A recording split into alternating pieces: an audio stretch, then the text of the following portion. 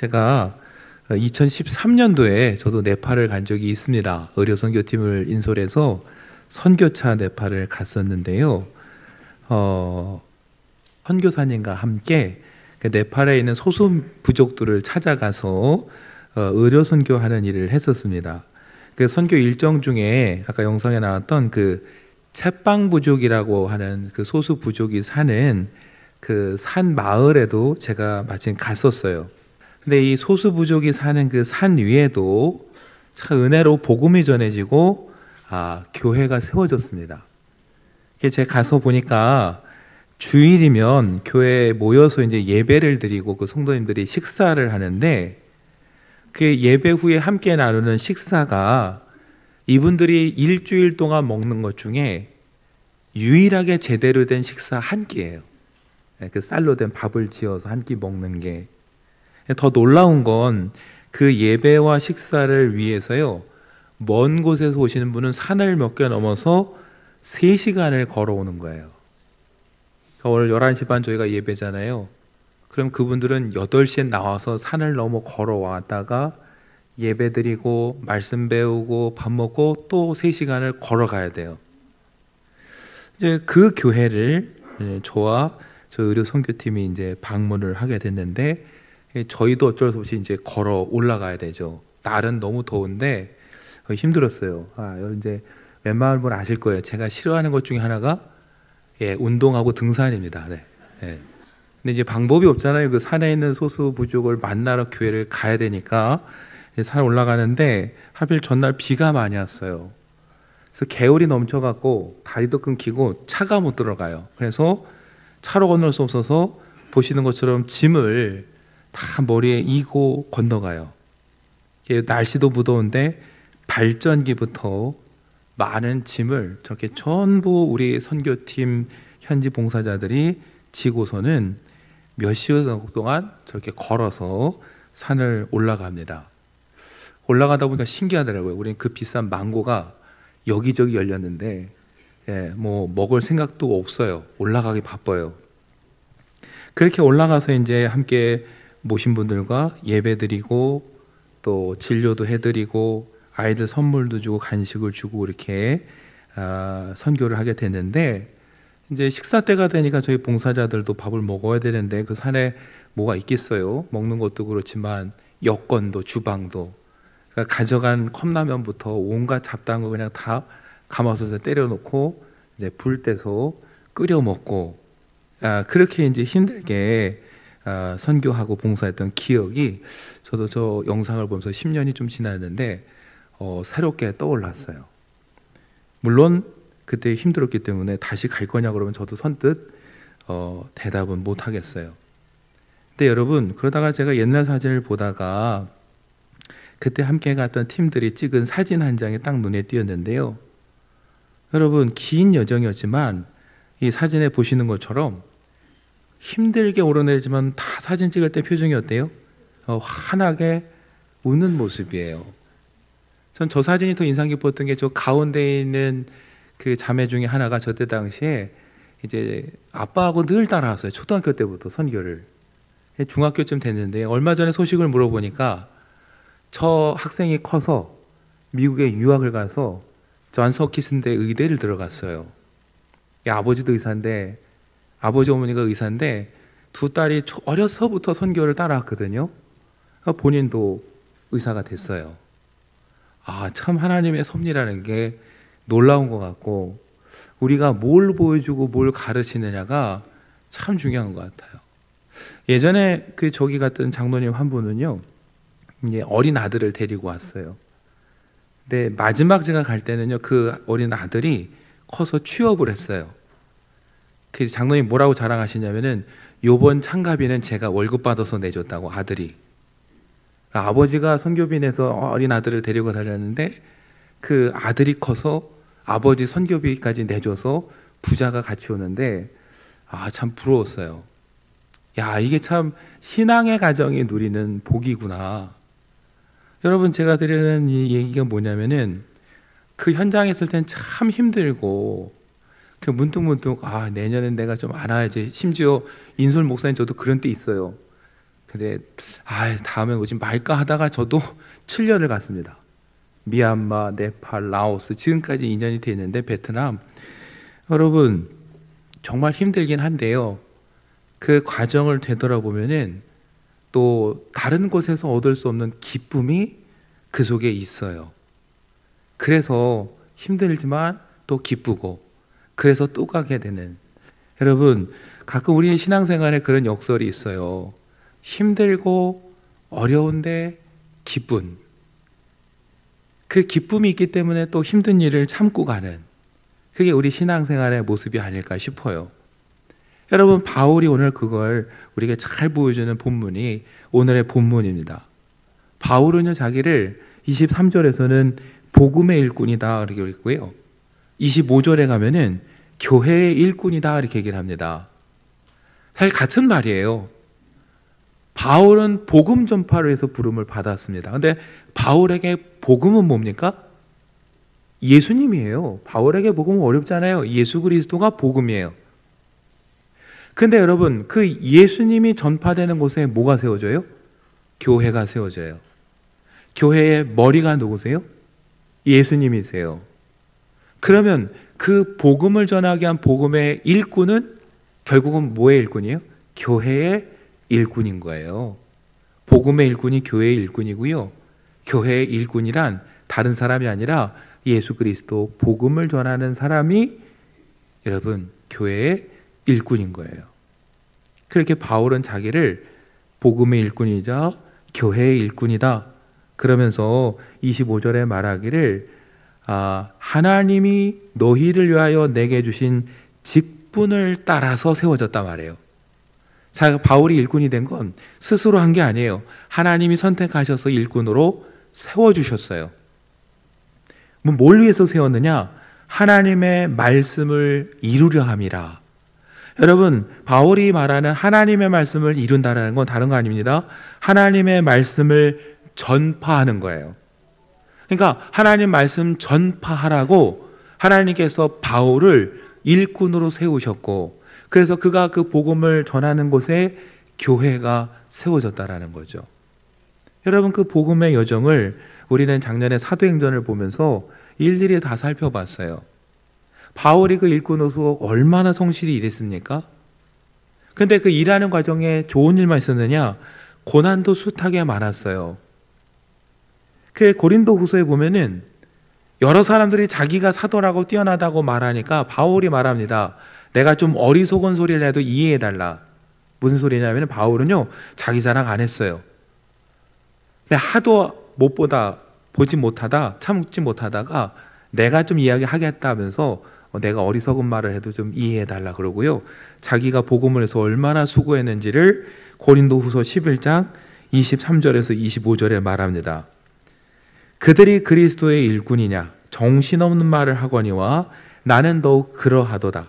내가 수고를 넘치도록 하고 옥에 갇히기도 하고 더 많이 하고 매도 수없이 맞고 여러 번 죽을 뻔하였으니 유대인들에게 40에서 하나 감한매를 5번 맞았으며 3번 태장으로 맞고 1번 돌로 맞고 3번 파선하고 1주야를 깊은 바다에서 지냈다.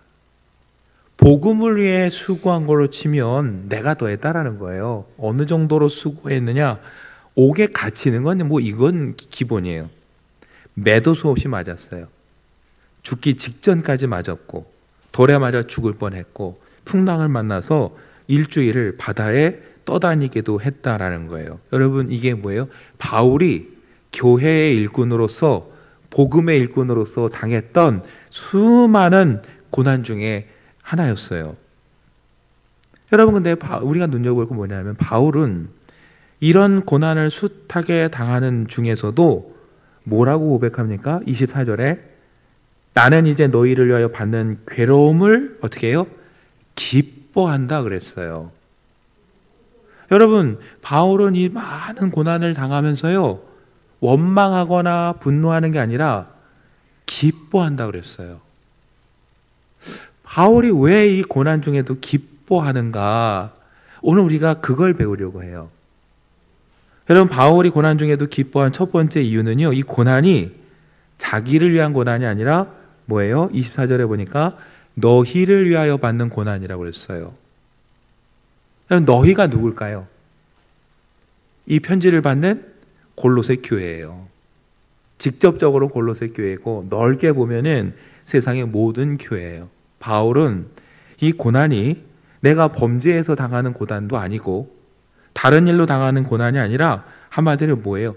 교회를 위해, 복음을 위해 당하는 고난이기 때문에 기뻐한다라고 말하는 거예요. 근데 제가 골로새에서 시작하면서 말씀드렸잖아요. 바울은 골로새에 가봤습니까? 안 가봤습니까? 골로새에 가본 적이 없어요. 골로새 교회는 다른 사람이 세웠어요. 그런데도 불구하고 바울은 그들을 위해 고난을 당하고 그들을 위해 헌신하는 게 기쁘다고 말해요. 여러분, 사실은 인간적으로 쉽지 않은 일이죠. 아까 제가 이제 네팔 말씀드렸는데, 저하고 여러분이 살아가면서 여러분, 네팔하고 인연 맺을 일이 과연 얼마나 있겠습니까? 제가 보기엔 저 여러분 평생 가야 네팔 갈 일 거의 없습니다. 그런데 거기 있는 사람들에 대해서 우리가 왜 수고를 해야 되는가? 아까 보여드렸죠. 거기서 그렇게 힘들게 애쓰고 수고하면서도 모두 기쁘게 환하게 웃고 있는 이유가 뭔가? 여러분, 인간적으로는 관계가 없지만 누구 때문에 관계가 생겨요? 예수님 때문에. 아까 말씀드렸잖아요. 교회의 머리가 누구세요? 예수님이에요. 그럼 저도 여러분도 뭐예요? 교회의 몸이에요. 그리스도 안에서 저도 여러분도 한 몸이에요. 말리온 교회만 그렇습니까? 아니에요. 말리온 교회뿐만 아니라 다른 모든 교회가 예수님, 머리 대신 예수님 밑에 붙어있는 다 몸이에요. 하나예요. 여러분, 그렇게 보면은 다른 교회 문제가 우리 교회 문제고 다른 형제의 아픔이 내 형제의 아픔이에요. 반대로 그 형제가 그 문제가 해결되고 그 고통에서 벗어나면 그 기쁨이 곧 누구의 기쁨이에요?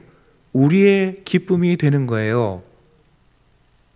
그래서 여러분, 그 먼 나라까지 우리가 선교를 가는 겁니다. 그 먼 데까지 왜 가냐 가시는 분들이 있어요. 인간적으로는 당연한 이야기예요. 그러나 주님 안에서 한 몸이기 때문에 거리가 문제가 아니라 필요한 곳이 있다면 하나님께서 말씀하시면 어디든 가는 거고, 그 과정이 힘들지만 그 수고를 통해서 누군가 기뻐한다면 그걸 보는 우리도 어때요? 기뻐하는 거죠. 그 산골짜까지 올라가는 게 비록 힘들지만 저와 여러분이 모아준 한 끼를 금식하며 모은 걸 가지고 가서 줬더니 거기는 한 가족이 한 달을 먹고 살아요. 너무 기쁘게 웃는 모습을 보면요, 여기까지 올라온 수고가 뭐예요? 헛되지 않아요. 다음에 내가 힘들더라도 또 와서 내가 이 일을 하리라라는 기쁨이 그 속에 생기는 거죠. 여러분, 이게 신앙이에요. 그래서 바울도 골로새에 안 갔습니다. 인간적인 욕심에 보면 내가 세운 교회도 아닌데 뭐 내가 고민해라고 할 수 있지만, 바울은 교회의 일꾼으로서 교회의 머리 대신 예수님이 한 몸이라고 말하는 그 교회 문제가 남의 문제가 아니에요. 그 교회를 위해서 애쓰는 거고, 그래서 그 문제가 해결됐을 때 함께 기뻐하는 거예요. 여러분과 저에게도 이 마음이 있어야 우리가 겪는 고난이 기쁨으로 받아들일 수 있게 되는 거예요. 내가 왜 일을 해야 돼라는 마음 생각하시면요, 할 수 있는 거 아무것도 없고요, 일할 때마다 불평밖에 안 나와요. 그러나 머리 대신 주님이 나에게 맡겨진 사명이고, 내가 힘들지만 이 일을 함으로 머리 대신 주님이 기뻐하시고 내 한 몸인 지체가 기뻐한다면, 아, 내가 수고롭지만 내가 이 일을 해야겠다, 이 마음이 생기는 거죠. 얼마 전에 우리가 설 지났는데 명절이 되면 자녀들하고 부모님도 하고 신랑이 하는 거, 실갱이 하는 것 중에 하나가 뭡니까? 저도 그런데요, 음식을 뭐 이렇게 하시냐고 힘들어 하세요. 그래서 자녀들은 그러죠. 하지 말라고, 그만하시라고. 그 대답은 늘 정해졌어요. 나도 안 한다고. 이제 내년부터 안 한다고. 네, 내년도 아니에요. 추석 때부터 안 하겠다고. 네, 제가 장담하는데요, 추석 때 보세요. 또 하고 계세요. 네. 그럼 추석 때는 안 아파서 할까요? 아니에요. 부모님은 추석 때도 몸이 아프세요. 근데도 왜 하게 되냐면은 머릿속에 그림이 그려져요. 내가 아프고 힘든데 그래서 내가 이거 해놓으면은 자녀들이 와서 먹고 그 이쁜 손자 손녀들이 와서 먹고 갈 때 이거 내가 그래도 해줄 수 싸서 보내줄 수 있는 게 있다라는 게 뭐예요? 그 기쁨이에요. 안 아파서 기쁜 게 아니라 아프지만 기쁘니까 하는 거예요. 그것처럼 여러분, 내가 힘들지만 내가 사랑하는 사람이 나의 수고로 기뻐할 수 있다라는 마음이 생길 때 우리가 바울처럼 힘든 일을 하면서도 그래, 내가 교회를 위해, 주님을 위해, 내 지체를 위해서 한다, 이렇게 이제 기뻐할 수 있게 되는 거죠. 그렇게 보면 바울이 이해가 되는 거예요. 여러분, 바울이 고난 중에도 기뻐하는 두 번째 이유가 있는데요, 이게 정말 중요한 이유예요. 바울은 너희를 위하여 받는 괴로움이기 때문에 기쁘다 했는데요, 그 다음에 또 뭐라고 하냐면은 그리스도의 남은 고난을 그의 몸된 교회를 위하여 내 육체에 채우노라 그랬어요. 여러분, 그리스도의 남은 고난을 내 육체에 채운다 그럽니다. 골로새서 그동안 읽으시면서 이 말씀 보셨을 텐데 어떠세요, 여러분? 그리스도의 남은 고난 도대체 뭘까요? 예수님이 저와 여러분을 구원하시기 위해 십자가에 달려 고난 당하셨는데 뭘 부족할까요? 뭔가 부족해서 바울이 더 채우는 겁니까? 아니에요, 여러분. 우리를 구원하시기 위해 예수님이 지신 십자가의 고난은 그것으로 충분해요.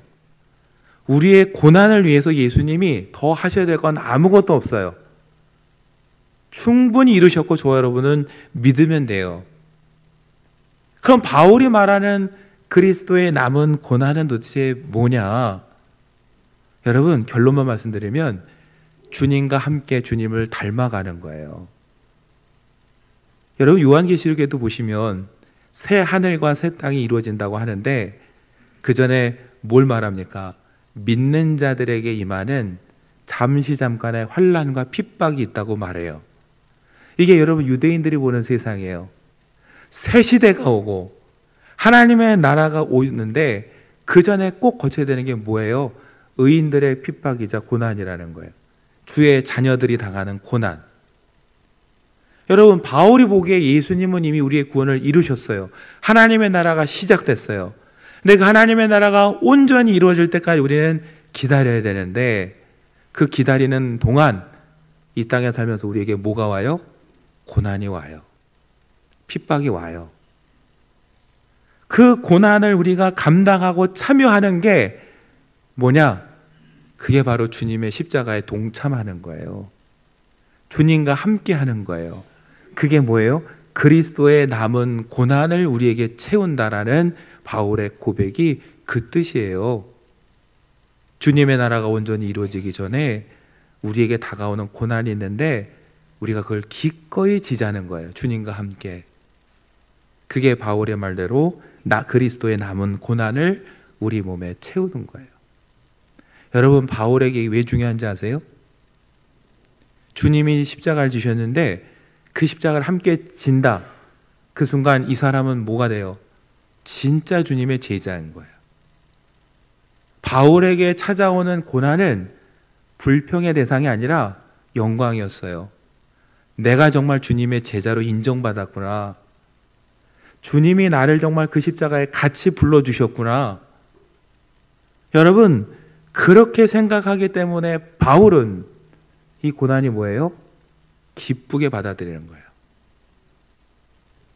정말 주님으로부터 인정받아서 내가 주님이 지고 가시는 십자가에 다른 사람이 아니라 주님이 나를 불러주셨구나. 그 믿음으로 기다리면서 주님을 위해 이 일을 한다라는 것, 그리고 언젠간 분명히 주님의 나라가 임할 거라는 그 기대를 가지고 살아가기 때문에 여러분 어때요? 고난 중에도 바울은 기뻐한다라고 말하는 거예요. 그러면서 그런 자기의 삶을 그리스도의 남은 고난을 내 육체에 가득 채우노라 고백하는 거죠. 여러분, 그래서 이걸 오늘 우리에게 적용해서 쉽게 말한다면 다른 거 아닙니다. 저와 여러분을 구원하시기 위해서 주님이 주신 그 십자가에 함께 참여하는 거고 주님을 닮아가는 거예요. 주님이 저와 여러분을 위해 십자가를 지신 것처럼 우리도 주님의 몸된 교회를 위해서, 내 지체들을 위해서, 아직도 구원받지 못한 형제를 위해서 고난을 감수하는 것, 여러분, 이게 주님 닮아가는 거고 그리스도의 남은 고난에 참여하는 거고, 무엇보다 주님이 기뻐하시는 일이라는 것. 여러분, 오늘 우리가 이 사실을 꼭 가슴에 새겼으면 좋겠습니다. 우리가 잠시 고난에 처할 수 있어요. 그러나 그 고난은 잠시고 주님의 나라가 더 가까웠다는 뜻입니다. 바울은 로마서 8장 21절과 22절에 말했어요.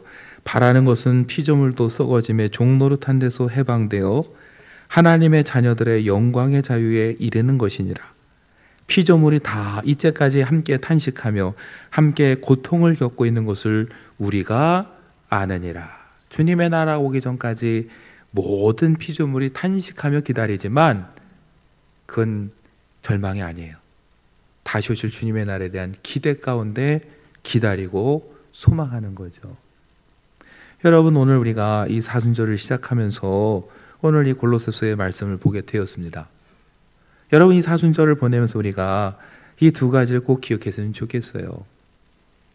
우리가 누군가를 위해 헌신하고 수고하는 거, 그 사람하고 나와의 관계 때문이 아니라는 거예요.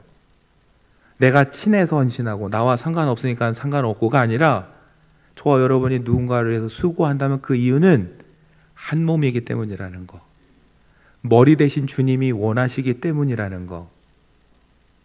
그런 눈으로 볼 때 여러분, 모든 교회가 연합할 수 있는 거예요. 그게 안 되기 때문에 함께하지 못하는 거예요. 더 중요한 건 여러분, 주님이 우리에게 바라시는 건 뭐예요? 주님이 우리를 위해 십자가를 지신 것처럼 우리도 누군가를 위해 그 고난에 동참하는 것, 주님을 닮아가는 것. 여러분, 그래서 그리스도의 남은 고난을 채워가는 것, 이것이 머리 대신 주님이 이 사순절에 저와 여러분에게 바라는 뜻이라는 걸 우리가 기억했으면 좋겠습니다. 저와 여러분이 이 마음을 품고 살아가면요, 어디 가나 샬롬 평화가 임해요. 그런데 그 생각이 없으면요, 싸움밖에 안 납니다. 왜요? 나에게 짐이 오고 수고가 오고 고난이 오면 우리 입에서 나올 말은 뻔하거든요. 내가 왜요? 아니, 왜 나만 더 해요? 저 집사님은요? 저 권사님은요? 저도 못해요 라고 하면서 어떻게 해요? 거기 무슨 평화가 있겠어요? 싸움밖에 없지. 그런데 저 사람이 어떻고 누구가 어떻고가 아니라 나에게 그 수고가 왔을 때 주님이 나를 인정해 주셔서 나를 부르셨구나 라고 주님의 고난에 동참하는 마음으로 가고, 내가 조금 수고하면 누군가 저렇게 기쁨을 누릴 수 있다라는 마음으로 가서 그 자리를 지키면 여러분, 그 수고를 하는 본인도 기쁘지만 그 은혜를 통해 함께하는 모든 사람들에게 은혜가, 샬롬이 임할 수 있다라는 것. 여러분, 주님이 그 본을 보여주셨고 저도 여러분도 그 은혜로 오늘 이 자리에 서 있는 겁니다. 그 은혜를 받은 자로서 이 사순절만이라도 저와 여러분이 그리스도의 마음을 품고 살아가시기 바랍니다. 이 한 주간 그 마음 품고 살아간다면은 그것이 우리 교회 안이든 일터든 가정이든 여러분을 통해서 그 자리에 평화가 임할 것이고요. 사람들이 그 모습을 보면서 도대체 어떻게 저렇게 살 수 있을까 물을 거예요. 그때 바울처럼 그리스도의 복음을 전할 수 있는 저와 여러분 되시기를 간절히 축원합니다.